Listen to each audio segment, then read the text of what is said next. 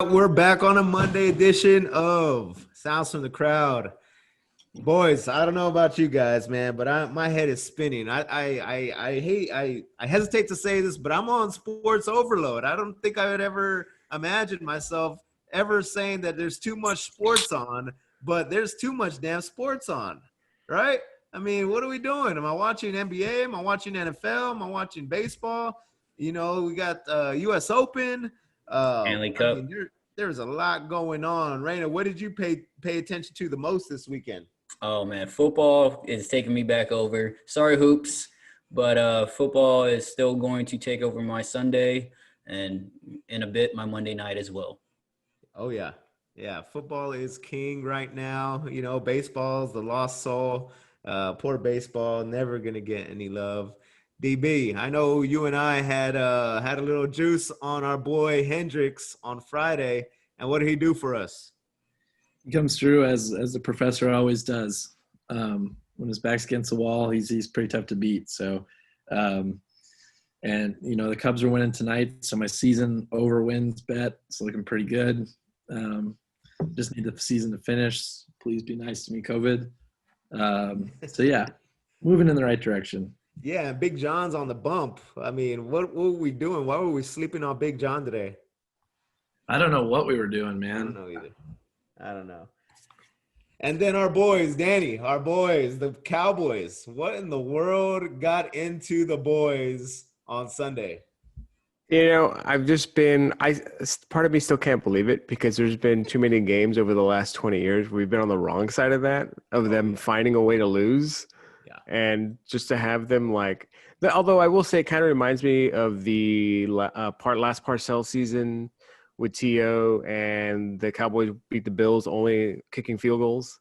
Oh, I don't know if you remember that game. It was like a Monday night game on ESPN. Yeah. Kind of reminds me of that where they were down the whole night, played terribly. But watching Tiger lose me money, dude needs to go back to just banging porn stars. I mean, he does. Like, who cares what anybody thinks?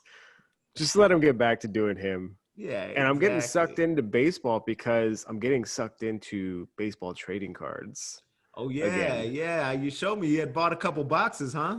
Yeah, it's a little nostalgic, and it's taking me back. So now I'm doing research on players, and it's sucking me in, man. You put them in, like, cases and everything? I got it all, man. I got it all, yeah. But all the 90s stuff has gone to junk, but right now the hot things are Luis Robert, Bo Bichette's kind of tanking because of his injury. Nico for the Cubs, he seems to be moving up. Nico Horner? Yeah. Yeah, Nice. His rookie card seems to be moving up. And then, of course, the standard like Trouts, Right. Acuna, Soto. But, yeah, it's fun. It's fun. Yeah. Nice. Yeah, that's nostalgia for sure. I saw that picture. But, yeah, going back to the Cowboys, man, it seems like every time that's happened in the past, we were always on the wrong side of that. And also what pisses me off is, Raina, we are back to spotting the other team 3 touchdowns before we actually start the damn game. Well, we all know that the Atlanta Falcons can find a way to lose a game even if it's already completely won. They will find a way, whether it's let the onside kick drag on for 25 seconds before they jump on it. They'll find a way to lose a game. I mean, I feel bad for Atlanta Falcon fans. I only know 2 of them, and I texted them both today. Just to rub it in their face, you know. I mean, what else am I going to do on Monday? But yeah, it was a sad sight for them. It was a great sight for us. I mean, I was one of those people. You're in the text, Paul. I was hating on the Cowboys. I already said on to 2021. Here we go. We're about to be 0-2. We're done. And I got back on the bandwagon real quickly. Let's go, boys. I was so mad looking at that. Just fumbles, 2 straight possessions, Zeke letting go of the football, Dak letting go of the football. Like, those are the guys who are supposed to, you know, make you your money. But, DB, I know that you love a good old meltdown, and the Falcons did not disappoint. Yeah. It's that team, man. How do you do that twice?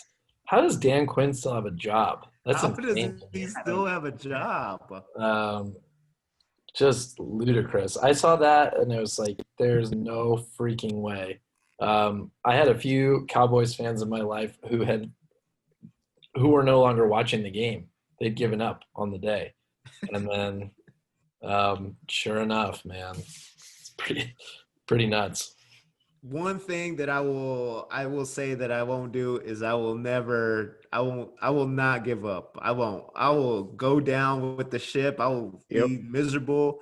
I will torture myself and watch just Tony Romo just lay an egg against the Green Bay Packers and just fucking just sit in it and just hate myself for it. But we had a good one. Danny and I were also on the edge where we were just cheering for a damn touchdown to win the game because we had Cowboys -3, I believe. And unfortunately, they only won by 1. That's one of those bitter. Your team wins, but you lose. Nothing on your worse. favorite teams, Moreno. You know that. Yeah, I told guys. Paul I felt like just a selfish jerk. You know what I mean? Like not happy enough just for the comeback win. Like I'm like, it would have been better if because when CD caught that pass in the open field, I'm like, go. Yeah, it was possible. I was screaming for him to get out of bounds so the clock would stop, and then maybe Zeke could break one, and then I was mad at Mike McCarthy for being complacent and only settling for a field goal. Yeah, it was awful. This is the gambler's mind, though. And shout out to DB for dragging me into his dog shit bet with the Tennessee Titans last week on Monday Night Football. I wasn't going to bet on him, but he calls me right before the game. It was probably about 3 or 4 minutes before kickoff. He's talking about his bet, and I decided to jump on board with Titans -3, I think is what our bet was. Was it? Yeah. It didn't go well. Titans -3, I think is what it was against the Broncos. They won by 2, I think, right? And Godikowski missed, I think, 4 field goals or 3 field goals. It was miserable, absolutely miserable. Yeah. And so, yes, I stayed up all the way till about 1 a.m. watching that game just to see that I lost money. True. Speaking of dog shit bets, DB, Mr. Trubiskyholic, put in what I thought was a dog shit bet. But how did that go, DB? Let me tell you what. I've been a Mitch Trubisky stan for some time, and he's the gift that keeps on giving. I don't know if you guys had a chance to watch the game because the boys were playing at the same time, but he was dominant against a really, really great Giants team. When you start talking about top 5 or 10 quarterbacks, if you don't have Mitch Trubisky in there, I don't know what you're talking about. They're amazing. But I mean, to be fair to the guy, in all seriousness, he's he's getting wins. It's ugly, but they'll take 2-0 over 0-2. It's easier to fix the problems when you're undefeated. Absolutely. That's your problem is Mitch Trubisky. We had a pretty legit Sunday night football game between the Pats and the Seahawks. And now I'm a huge Cam guy. I love seeing Cam just excel. I think he had 399 pass yards. He had like 70 rush yards. He just killed it. But he couldn't get into the end zone. Anybody catch the end of that game? Oh, yeah. Yeah. He just couldn't get in. But that's because, I don't know, play call was kind of right? It's like, predictable. Okay, Cam, it was kind of a lazy play call. Just, all right, Cam, just take us in. And unfortunately, he couldn't do it. But like that Patriots team went into Seattle and gave him a fight. And Seattle's gonna be a real good team. Russ is the man, dude. I love watching. I know you're a Russell Wilson guy, Raina, right? Yeah, no, but Russ is I think MVP candidate number 1 right now. That's who I got at least. It's funny. I think he's never received a vote for a MVP award. That's what they've been saying. I find that hard to believe. I get it. Me too. I just saw a crazy stat that I think he's completed 82% of his passes in the first 2 games. Yeah, it's nuts. That's the highest ever. I think he has don't quote me. I don't know the exact stat, but he has 11 touchdown passes and 14 incompletions. It's something ridiculous like that. Where he at one point had more touchdown passes than incompletions. I do think that the Patriots though are going to be possibly better than what we thought. I think traveling across the country is never easy. Right. And going into Seattle especially isn't easy, fans or no fans. I mean, right. Yeah. And this is only game 2, and I remember everybody was talking is Tampa Bay gonna have a better record than Patriots? And not looking like it right now. Yeah, and yeah, I was trying to explain that to my buddy Frank Latta, who is a avid Cam Newton hater, and I said, man, he went into Seattle. That's not easy. Oh, there's no fans. Like, come on, man. Like this, Cam's one of those guys where if you want to hate on him, you'll find a reason to hate on him. But it's hard to beat Russell at home. DB, if you had to win one game, and I'm leaving Mitch out of this question, but if you had to win one game, who would you rather have under center? Would you rather have Russell Wilson, Pat Mahomes, or Lamar Jackson? Mahomes. I go Mahomes. I go Russ, and that's a tough one.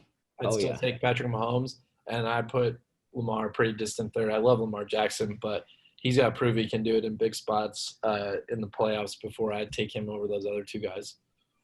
Yeah, I agree. I agree with the Lamar Jackson take. I don't know where I have Russ at. I think I might have Russ at the top. Danny, what do you think?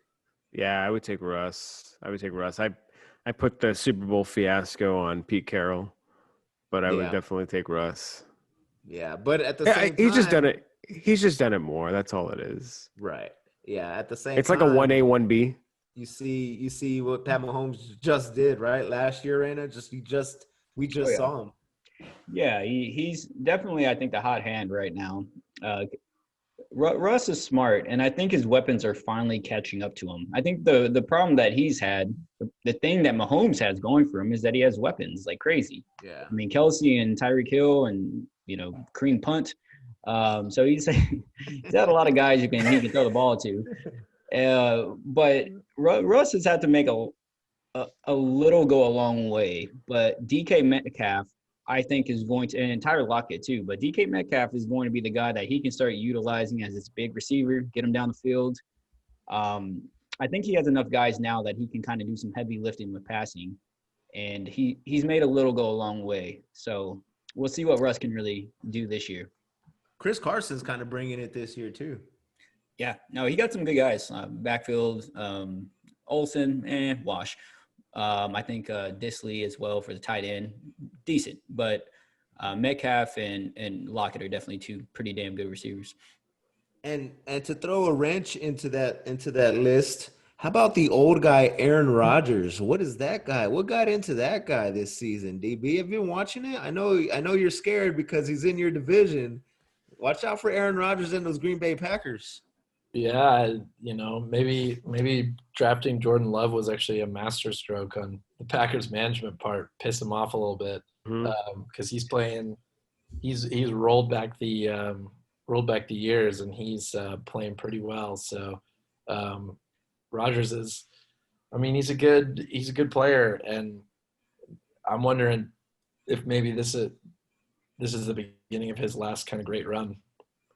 Yeah, it'd be nice to see him, one of the old guys, do it just one more time, right? I don't know if Tom still has that in him. Maybe he does. I'm a huge Tom guy, but I think if we're looking at anybody as far as one of the old guys, I don't know if it's going to be like a Big Ben. It's certainly not going to be Phillip Rivers. Maybe Drew Brees, and I think we'll see a little bit more tonight, see what he's got. But I think Aaron Rodgers is kind of the last of that dying breed pocket quarterback who can run if he needs to, right? But for the most part, he's slinging the rock, and he's getting 300-plus yards a game. So that's going to be fun to watch. And the line sucks, so, it is what it is, right? But who knows? Who knows what happens there? So I'm going to throw some teams at you, winless teams, all right? Which team do you think is going to be the kind of the one that you give a shot? So we got the Texans. Oh, the Texans. The Broncos, Jets, Dolphins, Bengals, Vikings, Giants, Falcons, Eagles, Lions, and Panthers. Out of that group, the old winless, which ones do you think are going to have the chance, or which one do you think has a chance to do something? I'm still going with the Texans. I know that sounds like a homer pick, but I actually looked at their schedule after they got boat raced by the Ravens this past weekend. 8-8, 9-7 is still really doable this season. If you look at, they have a tough start, but they have a lot of winnable games down the stretch. And then on top of that, there's an additional team that makes the playoffs this year. So, there's only one team that gets the bye this year. So that additional team, there's going to be some 8-8, 9-7 teams that make it. So someone will probably come out of this group. That 0-2 statistic where teams never make the playoffs it's going to be rendered a little bit different this year. And with the rest of that, those teams are just freaking awful. Danny, what do you got out of those teams? Who do you give the most hope to? As much as it pains me, I say the Eagles. They have a lot of talent. They played a good Rams team. They have 2 very winnable games coming up in the Bengals and the Niners. Yeah. After that, they play the Giants 2, I think, out of the next 4 or 5. So I can definitely see them kind of turning it around. And I think with any sports team, right, if you can – it just takes 1 or 2 wins to rip off, and then all of a sudden you're rolling. At least you have confidence you're rolling, and that's pretty much. I mean, that can take you a long way. So, hate to say it, but I think the Eagles. And I don't even think I have to ask Raina who his. We can all agree that Raina is going to choose the Minnesota Vikings as the team. Funny story. I'm looking at them. Yes. The team that probably has the most chance of still staying in their division race is probably the Texans, because I don't think the Titans are a runaway type team. They're I beat you by 3 points every single goddamn team. No matter how bad or good your record is, Titans are beatable, but they also figure out a way to win. So I'd say the Texans have the best chance to probably still get back into the division. The Eagles are the other team. Unfortunately, Dallas isn't foot on the gas just yet, and the other 2 teams are dog shit. So it probably is the Eagles as the other team that could slide back in their division. But the Vikings are supposed to be good. I don't know what their issue totally is. I haven't really watched their games yet because they're the Vikings. But, I mean, they didn't have any problems on the offseason. They had a good team last year. So they're the ones that's not making the sense, at all. You wouldn't say that the issue in Minnesota is Kirk Cousins? I'm Mr. I can deal with COVID like a man. Cousins, come on, man. I mean, the guy said, I will die for COVID. He can't win a game on Monday Night Football, but he will die for COVID, and I'll tell you that. Man, yeah, and I think when you guys say the Texans, you're forgetting about the man who's running the Texans at the moment, Bill O'Brien. That guy is not going to win. He's just not, and that's how I feel. I think that we just bashed them for the last 5-10 minutes, but the Atlanta Falcons probably have the best team. They could score a bunch of points. The problem is they can't stop anybody. So it's going to be interesting to see really how good Tampa Bay is, and if Tampa Bay and the Saints can kind of lock up that division. That's going to be interesting. I don't like the Eagles.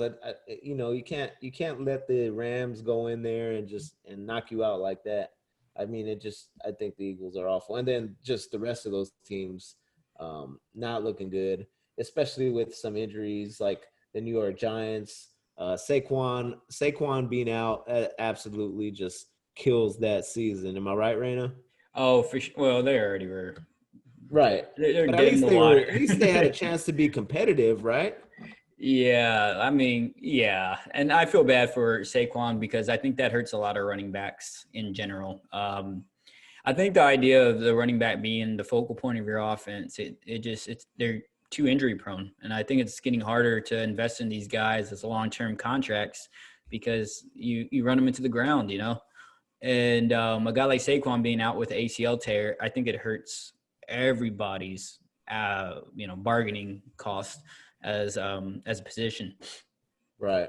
Yeah, and it certainly doesn't help fantasy-wise for some people. I was talking to a friend at work, and he's scrambling, trying to figure out what to do about. Don't feel guys like Saquon Barkley. Everyone's like, pick his backup off the waiver wire. Yes, the guy who cannot run like Saquon Barkley. I want that guy on my team. No, there's no filling the blanks for Saquon Barkley. He's just that fucking good. You don't fill the blank with Usain Bolt with picking the next slowest guy. Come on, man. I mean, there's certain people that are talented, and there's certain people that, they'll get you a couple of runs here and there. And so it seems like an ongoing theme of the NFL season is going to be injuries, huh? We saw a bunch of people go down this week. Christian McCaffrey, Bosa, Mostert, Jimmy Graps, Michael Thomas has been out. Godwin is hurt. What are we going to have, are we going to see the stars down the stretch? What do you think? I'm actually siding. I thought this was going to happen. I remember saying that in the chat where I thought injuries without a preseason were going to be pretty abundant. And it seems like these guys aren't ready at all. I think they made a mistake by just foregoing the preseason and just rolling right into game speed. And it might be a survival of the fittest, of whoever can stay healthy. And they might just do load management like the Clippers, and say, fuck it, we're just going to send our stars out there for only 40 or 50% of the plays and stay healthy, because it seems like guys were getting way too hurt way too quickly. So that's my thoughts. Yeah, and then you see like damn near a whole team in San Francisco go down. What the hell? And apparently some of the turf might be up in where the Jets play, the Jets and Giants play. You're not buying it right now? I mean, no. They're not conditioned. No. I mean, now all of a sudden people are getting hurt at the Jets and Giants. Like, why haven't we heard that yet? That wasn't a complaint at all.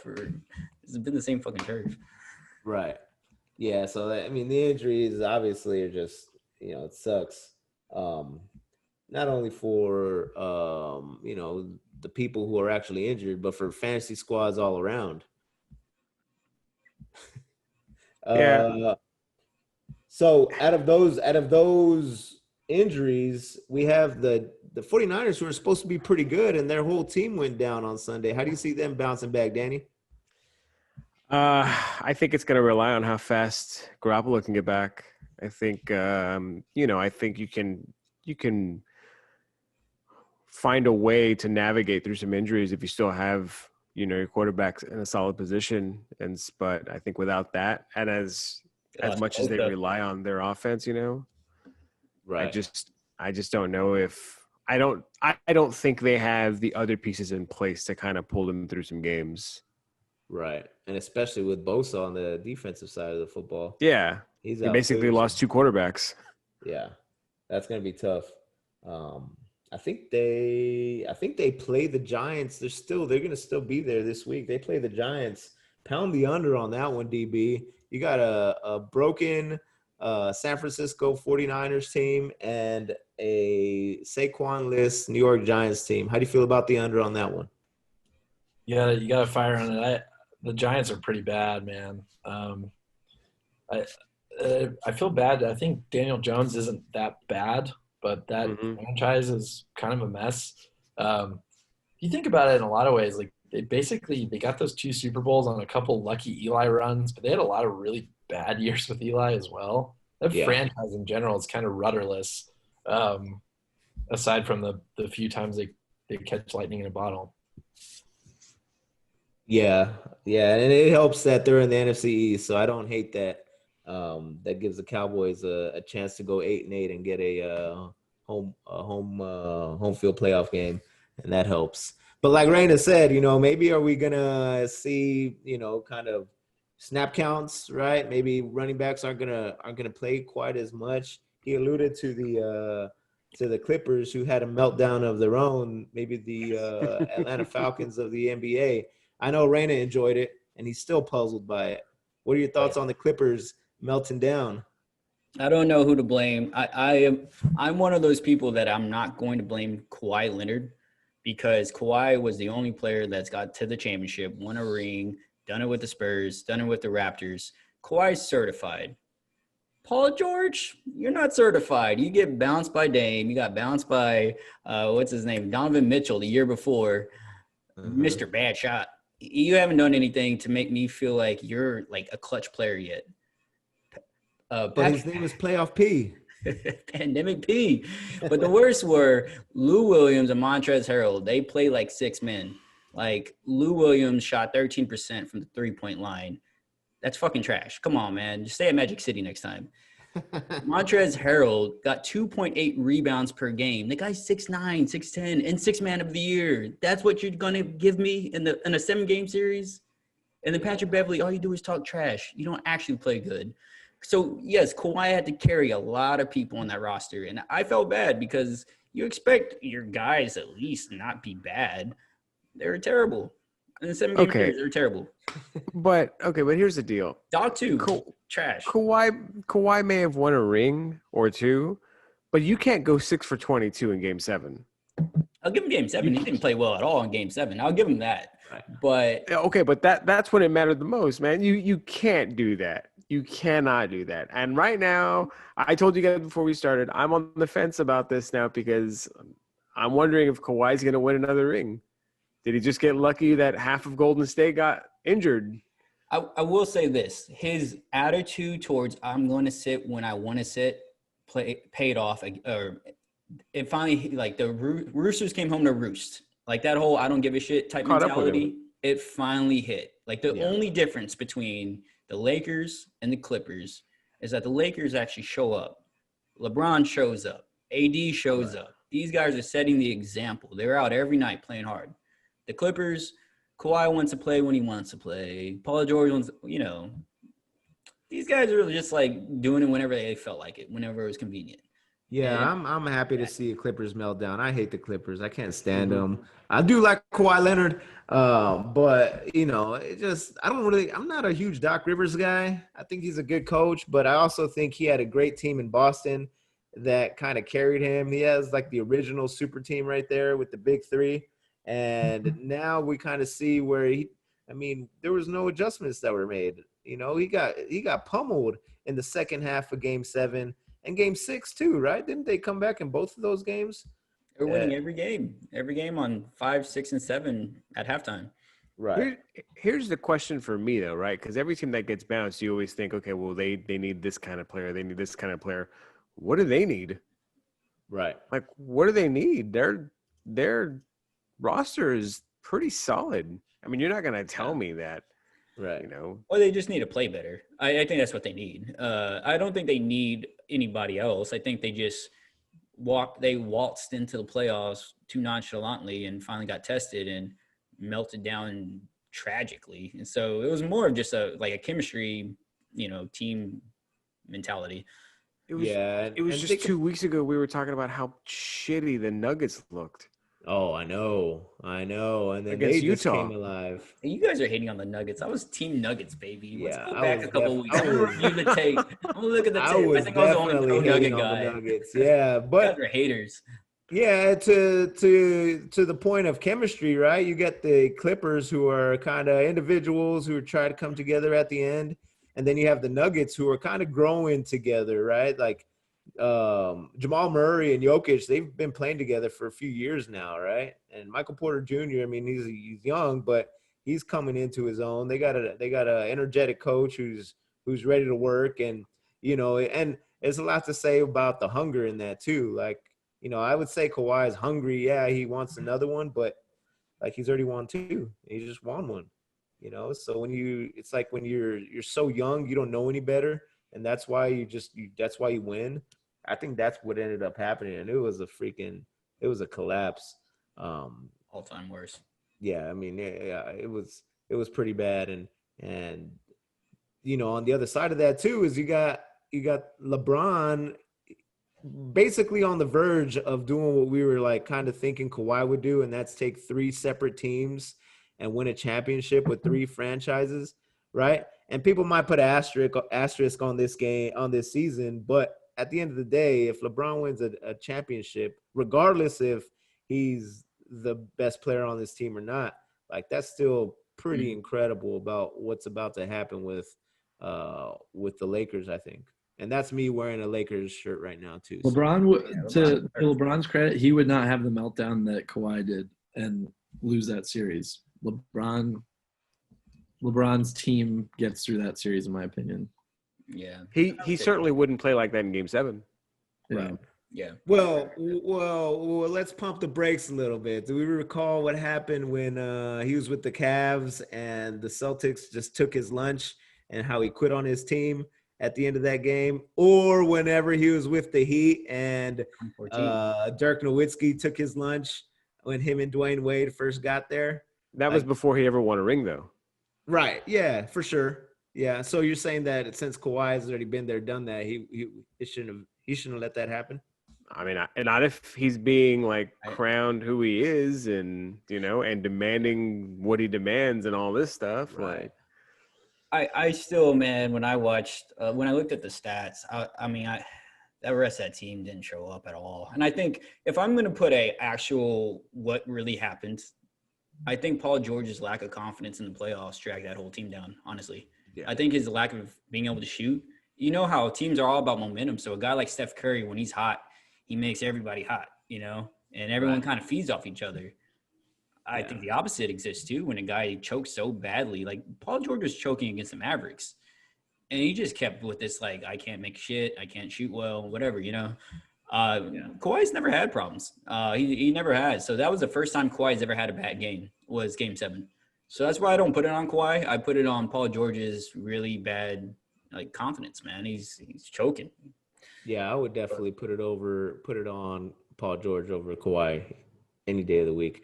And maybe they also need a true point guard. Yeah, I can see that too. But yeah, they have the talent. I mean, that team could not change and still play better if they can get their heads together. On the other side of LA, that Anthony Davis buzzer beater yesterday was incredible. And I know Reyno's watched the preview or watched the replay 18 times and hates Mason Plumlee right now. God fucking. But I think it was Mason Plumlee hit a screen, which was LeBron, and they were supposed to switch. So he was expecting his guy to switch to the screen. Hey, I don't make the rules, man. I just call it how I see it. The way I saw it was he ran really over him. There wasn't even a screen. Mason Plumlee ran to LeBron. There was like a 5-foot gap there. He runs into LeBron and leaves this guy just off the flare screen and just easy drops it in the bucket. Anthony Davis just ice cold. And bettor's tip here: anytime the Lakers are wearing the Mamba jerseys, pound the Lakers, take the Lakers. They're not gonna lose in the Mamba jerseys. Are you kidding me? Man, you just saw it last night. I'm mad at myself that I didn't see that ahead of time. But again, next time you see the Lakers wear those blacks, pound it. DB, pound it. All right. Love it. So you would have lost this game, right? I thought they were what, +3 or 4? Yeah, they were. The spread was not in the favor of it. That would have been one of those classic, team wins, lose the bet. You don't like that. But I think we all agree that the Lakers are going to come out of the West. Oh yeah. It's not. Yeah. Maybe 5, maybe 6 games because the Nuggets aren't going to quit. But for the most part, I think we all agree that they're going to come out of the West. And then the East is fun too. The Celtics and the Heat, they're like the same team, right? The Heat are a little more scrappier, I guess. But the Celtics are probably a little more skilled, and that's a pretty even match. I wouldn't be surprised if that one goes to 7.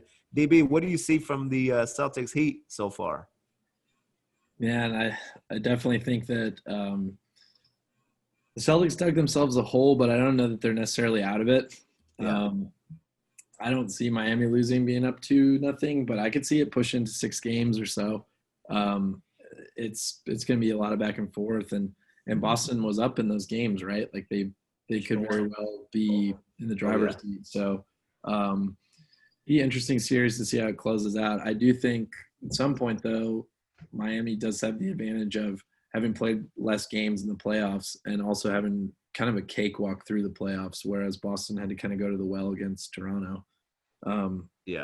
That could be a factor, especially given the fact that Boston put themselves in a hole. Yeah, you never want to go down 0-2, especially when there's no home court, right? Because maybe sometimes you go down 0-2 and then you're going back home, and then it's really easy to turn it back around and win those next 2. But what we're seeing here is that, I don't know, the best team is just kind of pounding it out, and the Heat so far have been the best team in the East, I think. Reyna, what do you think about the Heat being the best team in the East so far?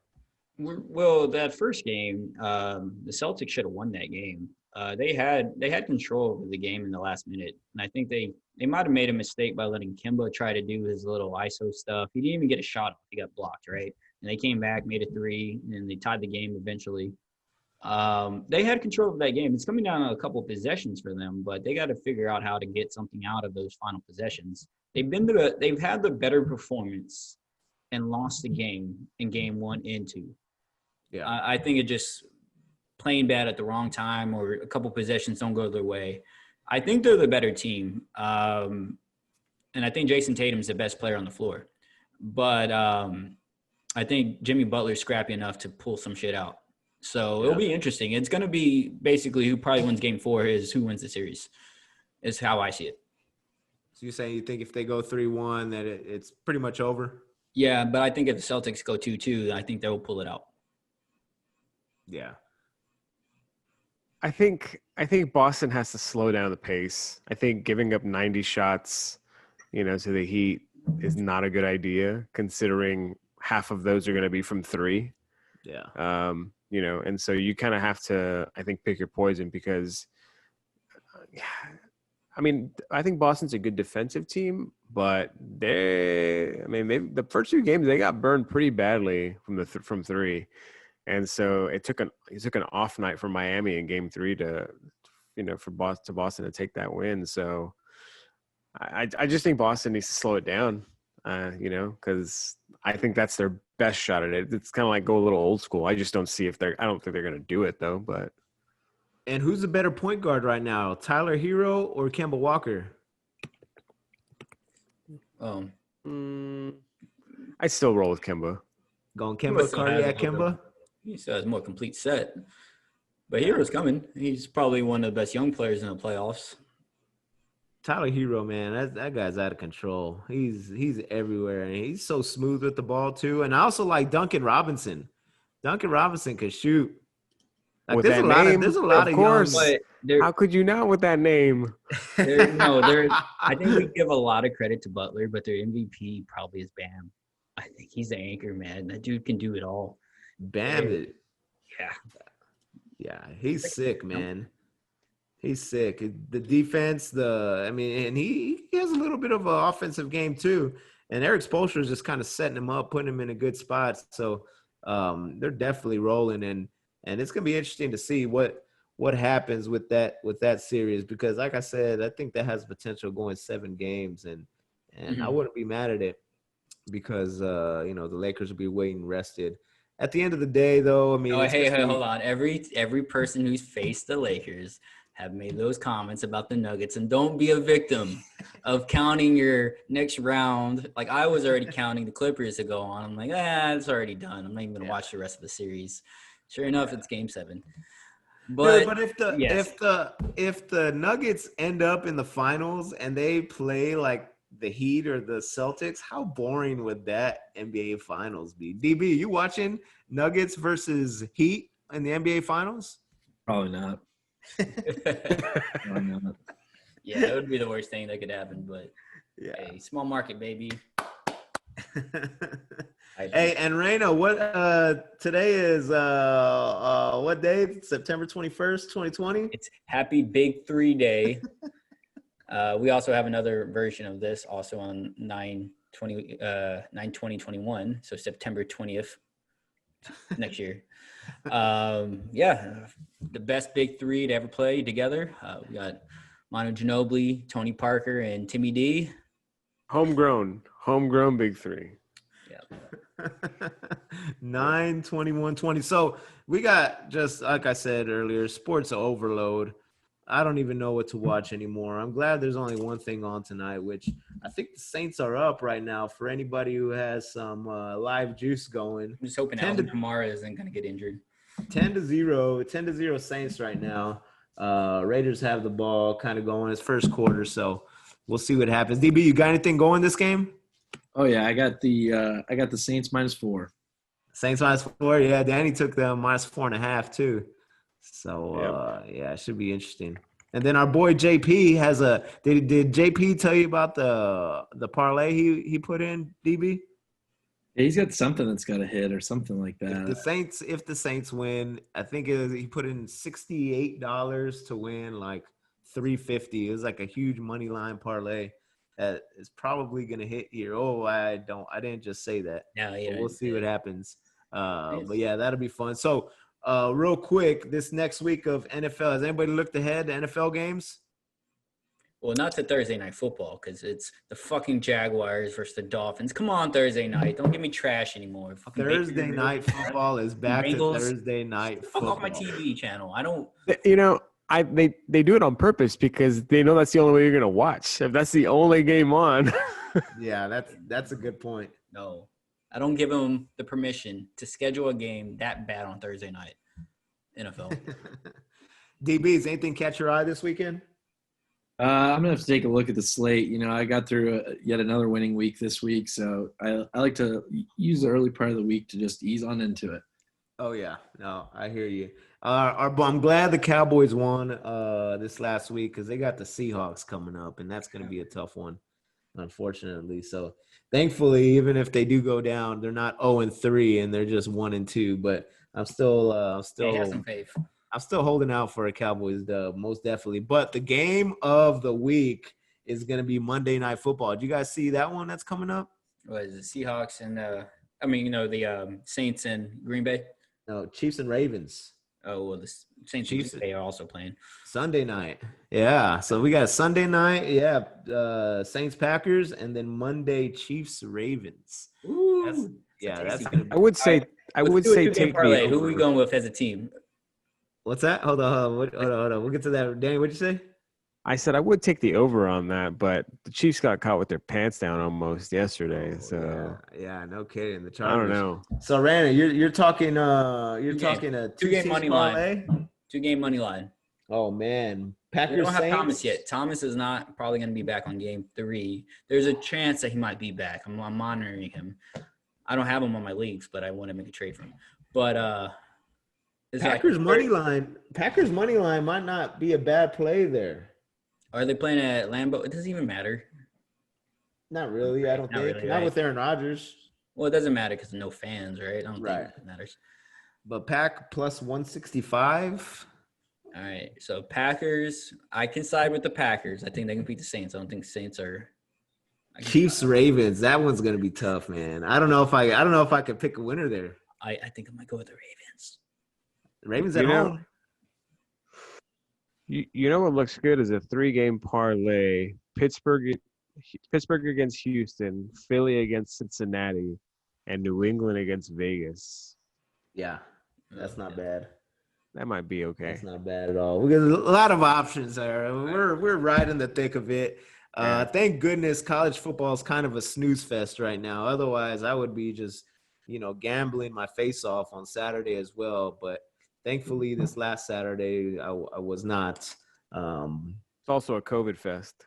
Yeah, man. You guys, real quick. Are you guys keeping up with college football, DB? You seen this? Man, college football, I'm just like, it's a mess. The seasons are weird. I don't know. I'm just not as Nobody's playing anybody. right. Like, It's just not as exciting, man. there's no games on. That was my article. Like it's just kind of boring. When you have Clemson playing Citadel and they're up 49-0 at halftime and they don't score again in the second half and the game ends 49-0. Like, I don't want to watch that. They probably shouldn't have had the season. I don't know. For some reason, it seems like the NFL has been able to pull it off. But then again, they're also not probably testing anybody in the NFL. So half the team have COVID. The NFL is a private corporation. They don't give a shit. But, come on. What's the worst that's going to happen? You get a concussion?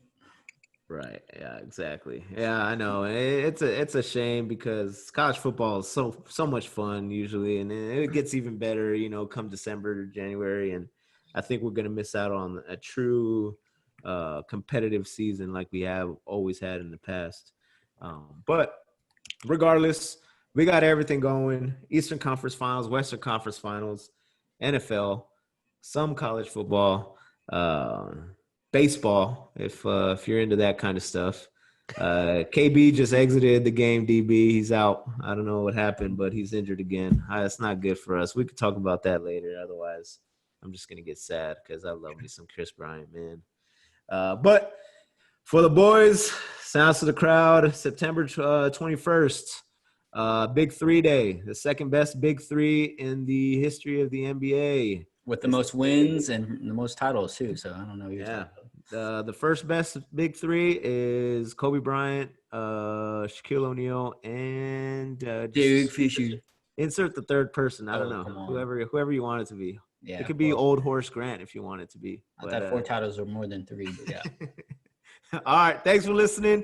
Catch us next time. We'll be back Sunday next week. Sounds to the Crowd. Later. And that was our first hour-long production. God damn. Oh, no. We started at what, like 7:12, 7:10? But yeah, it's kind of pretty long. There's just a lot of stuff going on, man. I know.